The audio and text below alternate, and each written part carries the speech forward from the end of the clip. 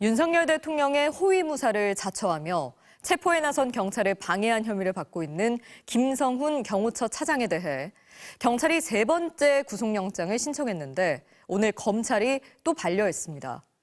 경찰은 납득할 수 없다며 영장을 직접 청구할 수 있는 공수처로 사건을 이첩하는 방안을 검토하고 있습니다. 이지은 기자입니다.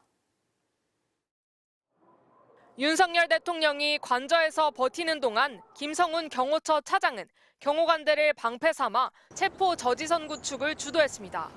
또 윤 대통령이 당시 총을 쏠 수 없냐고 물었고 김 차장은 알겠다고 했다는 증언이 나오기도 했습니다. 하지만 김 차장은 법원이 발부한 영장 집행을 방해해놓고도 정당한 임무 수행이었다고 강변했고 총기 사용 지시도 부인했습니다. 네, 누구 지시로 관저 진입 막았나요? 대통령 지시인가요?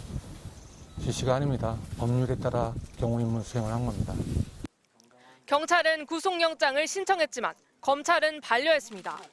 체포영장이 발부되고 나서야 조사에 응한 건데도 검찰은 자진 출석한 점을 고려했다고 했습니다. 김 차장은 곧바로 경호처로 복귀했습니다.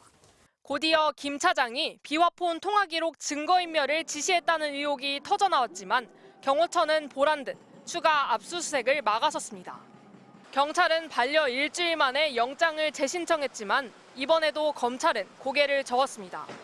보완 수사가 필요하다고 했습니다. 경찰은 지난 13일 추가 수사 끝에 세 번째 영장을 신청했지만 검찰은 증거인멸, 도주 우려가 없다며 오늘 또 반려했습니다. 당장 경찰은 물론 검찰 내부에서도 이런 판단을 이해하기 어렵다는 얘기가 나옵니다.